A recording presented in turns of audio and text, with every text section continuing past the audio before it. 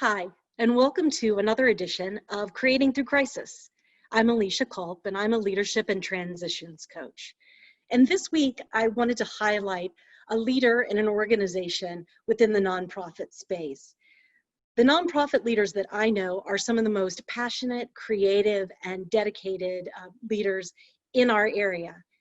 And during this particularly tumultuous time, I thought it was important that we shine a light on the creativity that they bring every day to harness the resources and energy and community support that they bring to meeting the mission of the organization. It's no small order. So I'm very pleased to sit down today with Marcie Dearth, the Vice President of External Relations with IMPOWER. I affectionately refer to her as Marcie of the many skills because of her depth in knowledge in the child well-being programs, her understanding of operations, and certainly external relations and fundraising and event planning, as well as building a real community of volunteer support.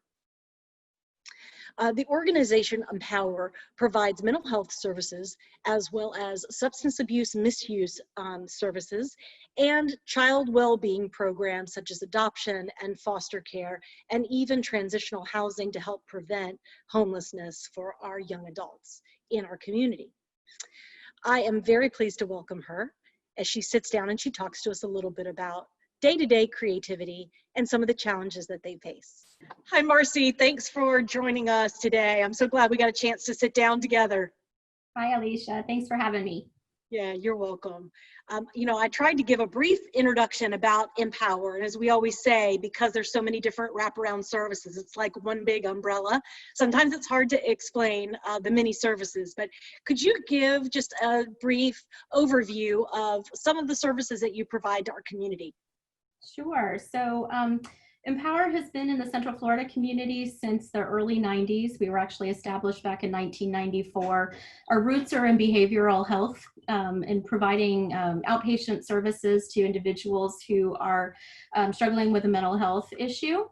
We've expanded significantly over the last almost 30 years and evolved into child well-being services, which took us into the realms of foster care and adoptions. And most recently, we merged with the Grove Counseling Center based in Seminole County, so have added on substance abuse or substance misuse, as we refer to it, to our array of services as well. I think the only thing I'd left out of there was our Village Transitional Housing Program, which kind of is, it's tied to some of all of those other pieces, but it also operates as a homelessness prevention program. So like you said, we're kind of involved in a lot of different worlds, providing a lot of different services. Many of them overlap. Some of them work mutually exclusively, or but there are about 12,000 individuals that we interact with or assist on an annual basis. Thank you. Thank you then for all of the work that you do. I know that once I started to just dip my toe into that world and working with you, I just had a much better understanding of all of the different parts that are played in supporting children in our community and families to make sure that they're healthy and well. So it takes a lot of effort. It does, but we believe in what we do. Absolutely, you're some of the most passionate people I've met. So tell me, if you will, a little bit about, during, even in the best of times, it can be challenging, those budget numbers, right, when you look at it as a nonprofit organization. And I'm wondering about the creative skills that it takes to always balance that. Could you share with us a little bit about what that means to you and your creativity? Sure. So first of all, as I was sharing with you, I've never really thought of myself as a creative. I've always used that word more in terms of defining someone who has the ability to paint or draw or some type of artistic talent, which I don't have at all. But I think what I've seen over the last 8-10 years is that creativity really is a much broader label. So we utilize our creative skills on a daily basis in a variety of ways. In my role in particular, it's about trying to remain flexible, trying to figure out how to continue doing what we do in new ways, in new innovative ways, trying to continually improve upon the things that we may be good at, but we know we could be better at, and not operating the way we have just because that's the way we do it. So it's really trying to look at fresh ideas and ways of accomplishing goals, so that we can better serve our client base. You know, when it comes to the development side, and I wear a lot of different hats, but when it comes to the development side, there's an enormous amount of opportunity to kind of build whatever we can envision. We're really lucky that, you know, we've got a good team in-house, but we've got a great team outside of the house from our volunteers and our supporters who help us in those efforts to try to think outside of the box, as it relates to not only how we present ourselves as an organization, but the ways that we engage people, as well as the activities that we are producing as. We'll touch on two things, because I know that this is not your area of expertise, but the operations side, and then you also are, so obviously your true hat is on the fundraising, external relations, community relations building role.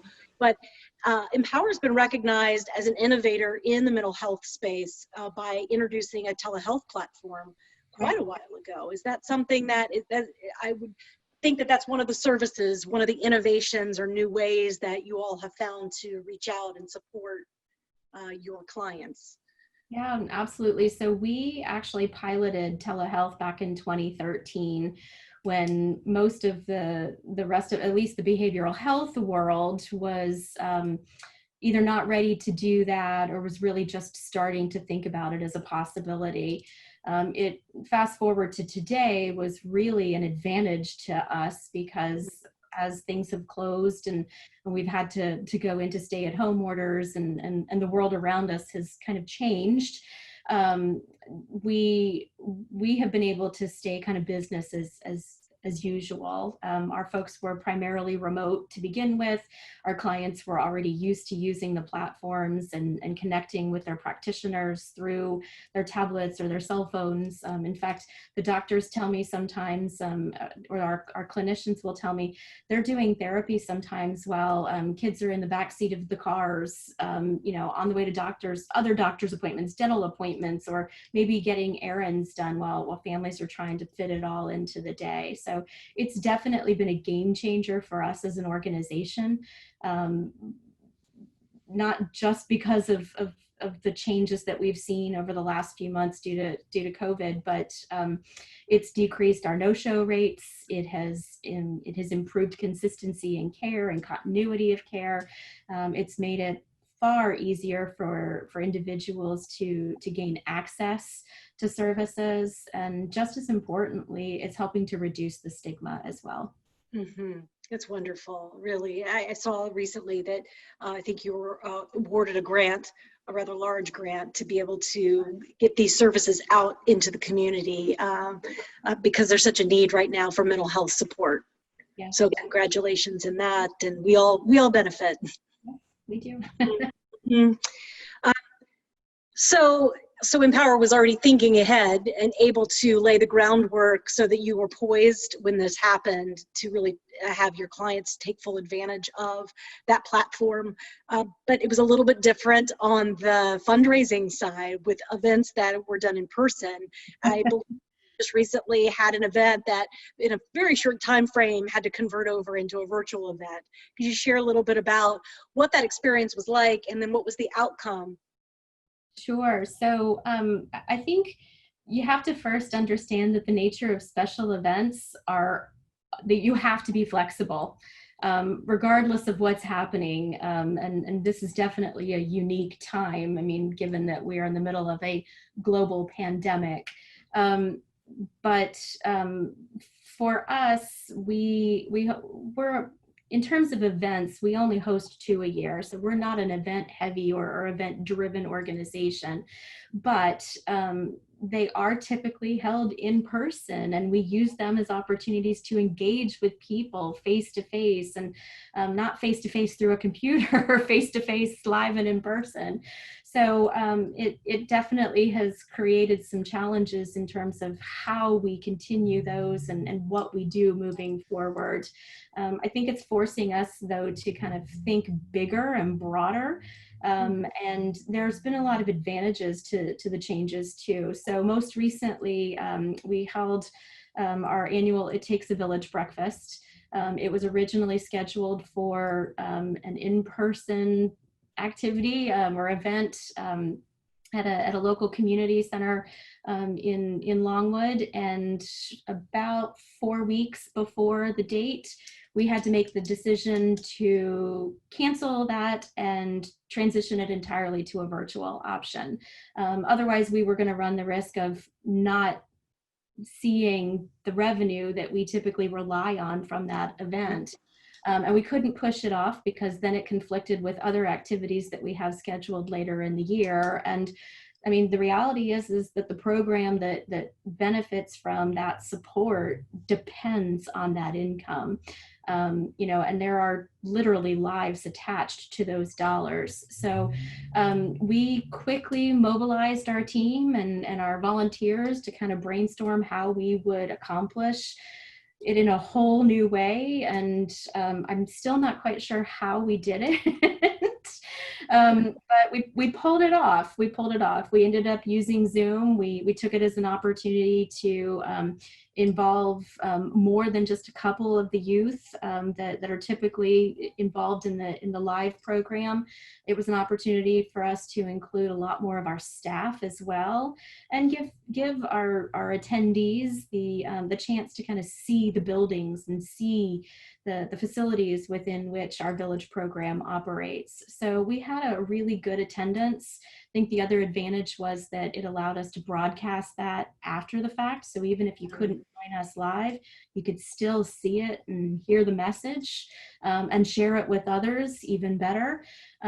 We ended up, excuse me, we ended up raising not quite our goal, but we hit pretty close. So I wish I had the numbers in front of me. We ended up raising just under about $20,000 that morning through the live event.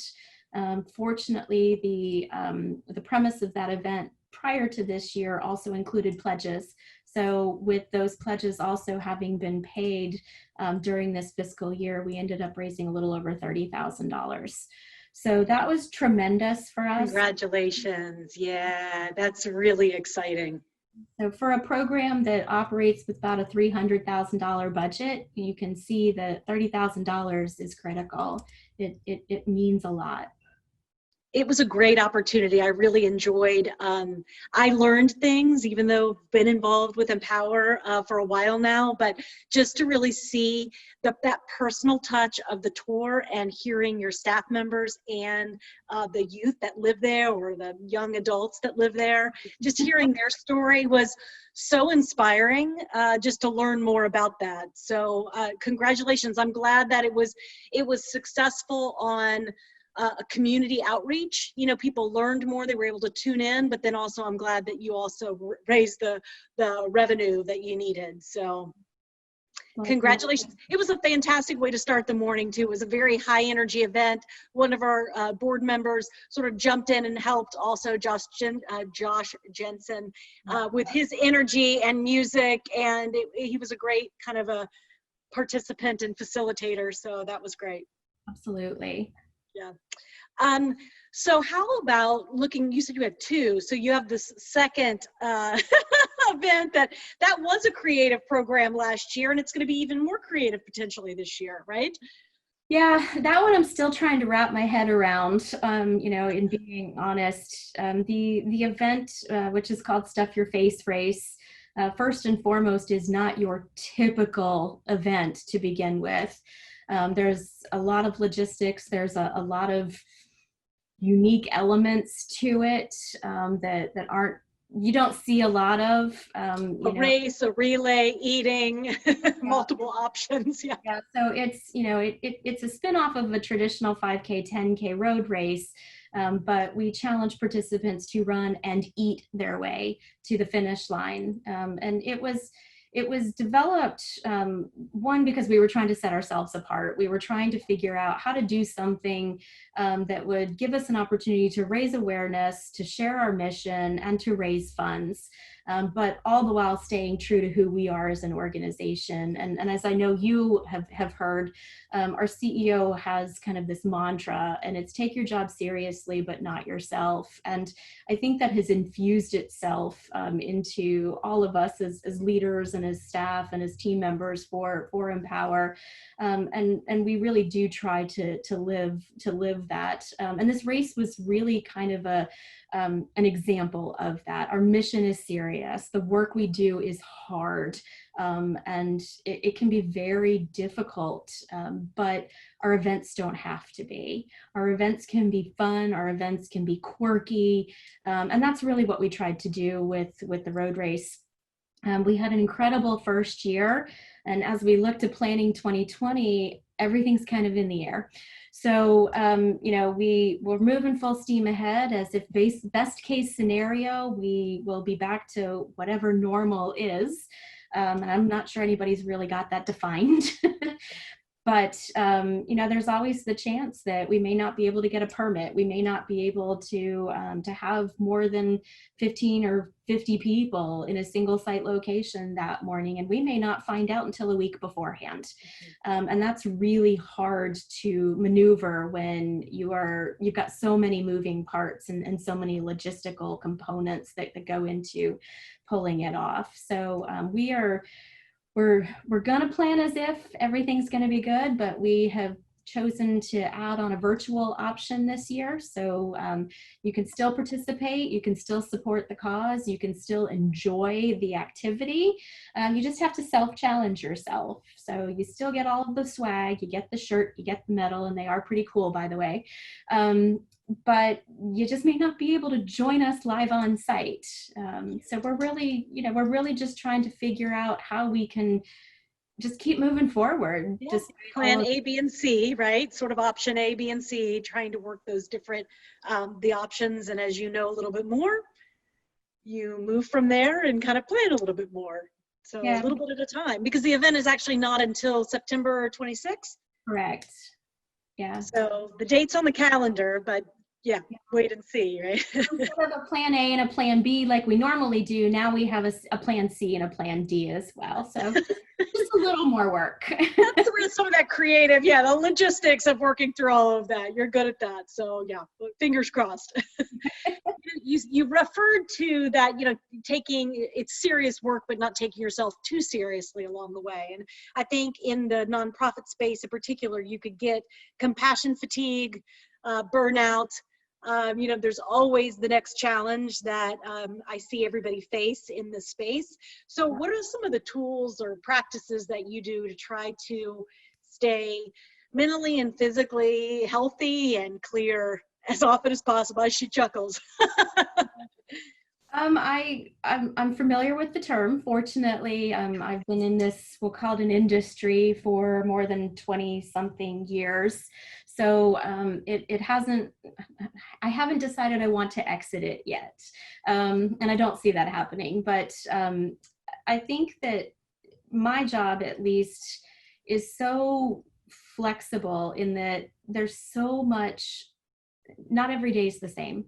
My work is varied. I may spend, a couple of hours working on developing policies or helping with, intaking youth at a program, and then may end up turning around and trying to find water sponsors and securing permits for a special event. So it's never the same. I think because of that, it keeps things exciting. It avoids the monotony that can build sometimes. But for me, I think I've always tried to focus on the end goal. Like, why are we doing something? Why are we spending our time and our effort and our energy on this particular task or this particular function or event? And it all kind of comes back to the mission for me. It all comes back to we are working to serve a greater purpose. We are working to impact the lives of individuals and families and help them to figure out what their path is, and along that path, and ultimately to achieve wellness and hope for a better future at the end of that. Thanks for being with me here today, Marcie. I appreciate learning more and sharing the mission of IMPOWER. If you're interested in learning more, or perhaps even know someone who would require their services of IMPOWER, please visit the IMPOWER website at www.empowerfl.org. And if you are currently going through some period of transition, or your organization are looking to be able to play to your strengths and bring a sense of calm and creativity to the way that you lead, please reach out and let's have a conversation. Be well. Thank you. Bye.